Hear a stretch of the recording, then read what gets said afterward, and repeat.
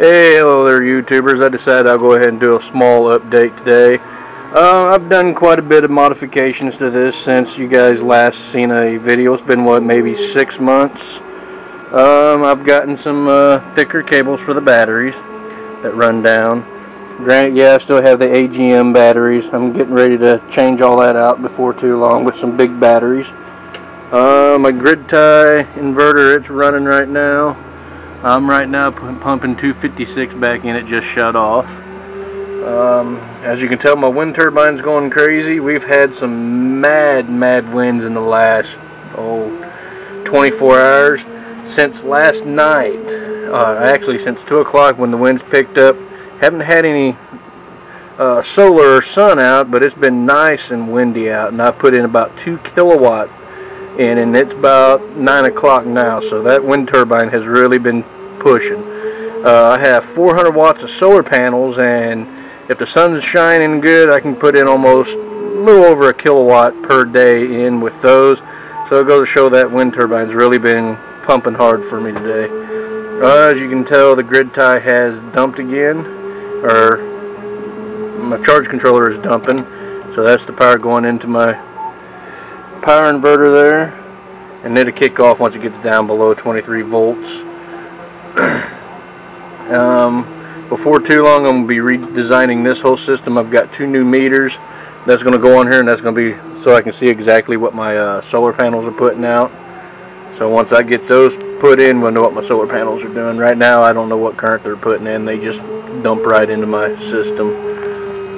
Turbine's been running pretty much all day. I've got the dual core from Missouri Wind and Solar.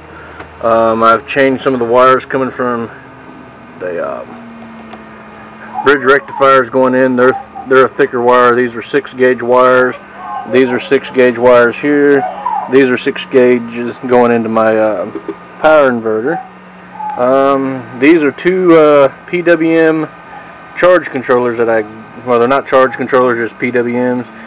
They take anywhere from 0 to 40 volts in, and I've got it adjusted for 30 volts to charge my battery bank. So those go down in my battery bank as well, and there's 2 of them. They're both 8 amps apiece, so since I have 40 watts of solar panels, that's 16 amps, and the solar panels, you know, put out a little bit less than 16 amps at 24 volts. And actually, I've got them set for 30, so it charges, you know, my battery's full.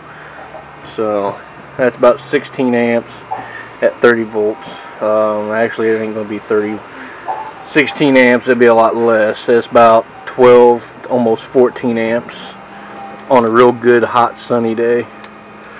I'll show you the inside of this. I've made some changes in here as well. If I can get this open, there we go. As you can tell, when you guys seen this last time, this was a big, huge spaghetti spaghetti factory. I've got, see right here is for my solar panels, as they're not hooked up to this yet until I get my meters hooked up. That's the shunt for that. Turbine's going to this top shunt over. This here's a diode. There's 2 diodes in that thing, so got one to one side going in, one to the other side going in. This is a 400 amp diode, 200 amps per side, and it's on the heat sink as well. And they're pretty warm right now because that turbine's really been a-kicking all night. That's my charge controller. That's a relay, and that's a relay, so it can turn on my dump load down there. That's my positive bus bar right here, and that's my ground bus bar there. So as you can see, the big thick cables from a solar panel going in, and thick cables coming up out of here. One ground for my battery bank, the other ground for my power inverter, and then plus another ground coming into it for from my solar panels. Ground coming off here goes to my charge controller, and the same thing with the positive side. There's a wire that goes over the charge controller. Then there's, if you can see it, there's another back behind here. There's another shunt, and that shows the voltage whenever the dump load kicks on, or when my charge controller kicks on, dumping it through the grid tie. It measures the current going across that, so the maximum output current. And the grid tie, it can pull a maximum of 24.4, 25 amps, so which is that's good. And these here are two 30/40 amp relays, so for a total of 80 amps, which is more than enough to keep this going. And that's a switch from my battery bank. I could turn it off and on if I need to. And yes, I know I don't have no fuses in here yet, but you know, I'm still in the process of configuring this, so I will have fuses later. Back side of my meters, I have little batteries here for each one of the meters. I've got stuff to, because you got to isolate the ground for the meters, otherwise they'll be all jacked up. So I got, all four of them have isolated grounds. So I got 1, 2, 3 batteries, and then I have another one just on an actual power supply itself. So every now and then I got to charge a battery up. Like right now I've got that battery charging, and later on I'll switch it to another battery, let it charge, switch it to another battery, let it charge. That way I can have all 4 of my meters running. But I've got some power supplies that has ground isolation, and once I build that up, that's what these will go to, and those will come straight off the battery bank. Other than that, that's pretty much the updates I've done here. Solar panel piece connected going to the front switch, because I can turn those off and on. I can turn them off, or I can have them go straight to the grid tie at all times if I want to. So, and right now they're just switched on, keeping the batteries charged. And when the batteries go up so far, of course, they kick on my dump load and dump excess power into the grid. That's not very efficient, but it works for now. Okay. And right now this is a 10 to 30 volt grid tie power inverter, and I'm going to get rid of this. I'm going to keep it, but I'm going to get a 22 to 52 volt power inverter. And I have them both, so I can have 1,000 watts total going in. One, I can have my solar panels dump straight in, where I can bypass this and dump it straight into it if I want to. So that's a future plan, and I'll have a little bit more efficiency on my solar panels. Right now, I mean, I got 400 watt solar panels, and I probably see about 300 watts on a good day, maybe 340, sometimes 350.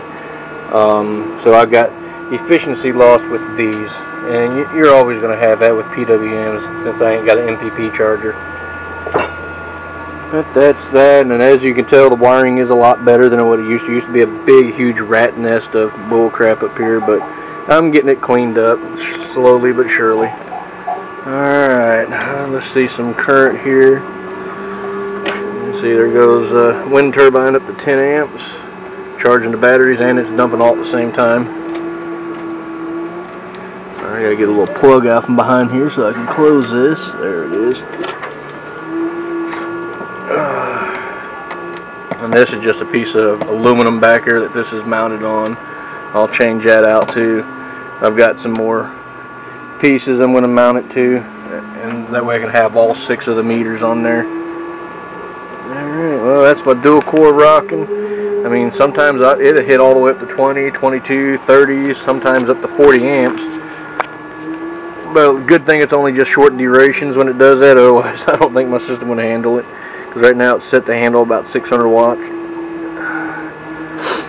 Alright, well, I hope you guys enjoy that. Oh yeah, another update.